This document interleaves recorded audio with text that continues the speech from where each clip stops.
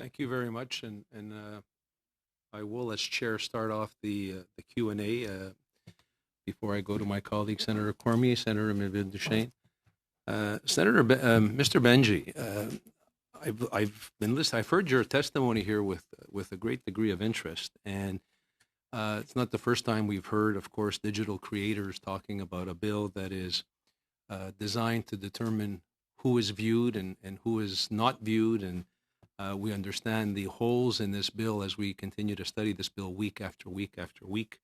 There are always a number of things that have been appearing, but something that has disturbed me, which I read, of course, in the Globe and Mail today, and I followed the exchange on social media, and you've alluded to it a bit about attacks and hit pieces. And I'm going to ask a very pointed question because I'm very concerned. It's one thing when the government is trying to pass a bill that determines what we see and what we post and what we hear. It's another thing when I hear a witness before a Senate committee pointing out that somehow his voice was intimidated or somehow was attacked or by a parliamentary process. And the allegations today that came out, it seems that the attacks on you came from a member of parliament who was associated directly with the government, parliamentary secretary, none other than the Minister of Heritage. Can you elaborate, please, some of the details of what that is all about? Because that is very disturbing to me as a parliamentarian. Thank you, Chair. Happy to elaborate briefly. I really don't want to take up a lot of time with this. I'm inspired by Orby and Morgan, and I want to hear more from them. This is the second time I've appeared before committees, once in the House and now in the Senate. Before both times, I had to wrestle with hit pieces in the media, and digital creators have had to wrestle with organizations questioning our agency all the time. This specific piece in the Globe said that I wasn't lobby compliant. I've reached out to the lobby group the first time it came up. I reached out again, and I reached out again, and they have confirmed to me in email that for the purposes of the act, I am compliant with the registry. So I don't understand, the timing of that article was suspect, to say the least. But I would prefer we turn our time to focusing on the task at hand. I appreciate that, but as a parliamentarian, the process of transparency and accountability is very, very important to us. You said that you had reached out to officials that have validated that the accusations levied against you were not founded. Who did you apply to? Yeah, so the specific levy and the specific question is about financial disclosure of private industry, which I've never hid, by the way. It's now appeared in like 4 different publications and been syndicated globally. This is not news. We receive funding from our platform partners. And the lobbying group responded to me today because I asked for it in writing after a couple phone calls. Hello, Mr. Benzi, thank you for your follow-up email. As stated in my previous response, the Act requires for the purposes of the registry disclosing government funding only. Please do not hesitate to contact us for any other question. I have not received a dime of government funding. Is that letter from the lobbying commissioner that you're referring to? It's from info@lobbycanada.gc.ca. Would you be willing to table that before the certainly? Certainly, I would appreciate that. Yeah. Last question I have before I turn it over to my colleagues. Did you feel in any shape, way, or form throughout the House of Commons process that you were intimidated or silenced or bullied by anybody? Oh, it's on the tape. You can watch my appearance in the House in the committee meeting. I was attacked, and not just me. Digital creators were attacked in a way that we've never seen before. To the point where I'll tell you, a lot of digital creators have refused to come forward and refused to speak because they've seen the treatment that we've received. I was lied about in committee meetings. Are there other digital creators that would feel bullied or attempted by any parliamentarian to censor them or to silence them, other than yourself? Yeah, I don't want to speak for them, but you can look back at Darcy Michael's testimony on the Artists Act, where he actually had to stop and say, I feel like I'm being bullied in the middle of that testimony. Questions that none of our peers get.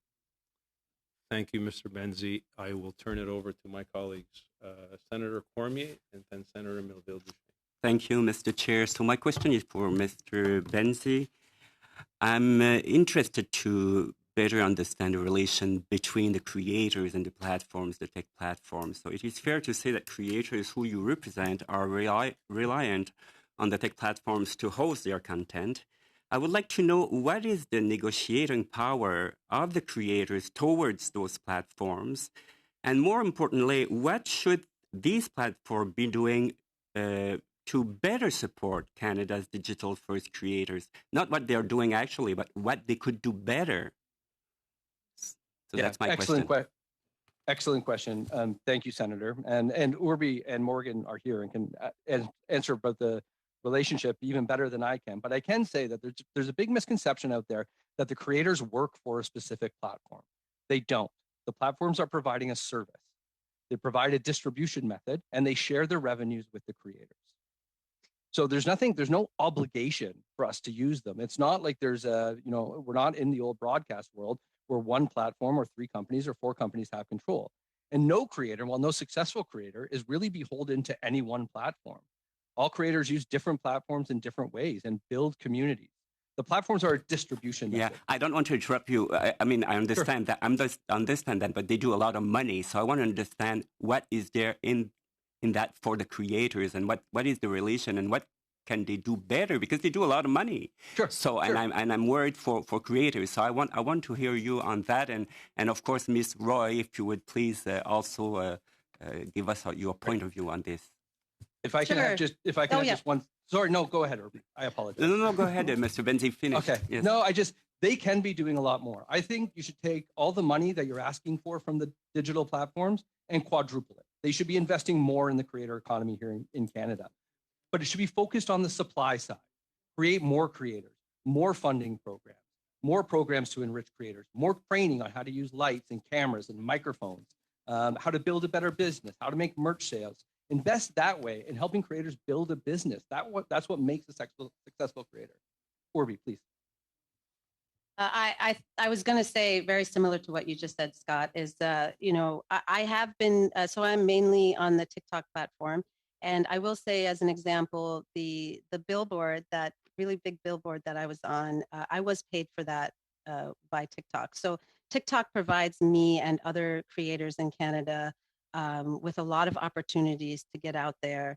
I spoke at the Bufferfest about content creation, and I have a lot of opportunities, and I'm not the only one. Yeah, sure, they could help me more. Sometimes I ask them, can you help me more? And I ask them questions, and I do think that they listen. I think that it's a continuous conversation that we have. I would like more training as I continue to go through this space, maybe managing deals with brands, making sure I understand what I'm worth. One big thing that I talk about is just being able to work with other content creators. And I do think that that's something that we, as, digital content creation is a very lonely place. And so, I think that's something that a lot of digital content creators feel. So yes, they are helping, and they could help more. From my understanding, TikTok announced it was expanding its creator fund to Canadian creators in January 2022. So do Canadian digital creators have access to the TikTok creator fund today? And if not, why? What's the delay? Could you speak to us about this? I don't work for TikTok, so I don't have an answer for that. I don't have access to the creator fund, and I'm not sure really what the answer is. To be honest, I think it's coming, but I'm not sure when. So yeah. I can't speak for TikTok.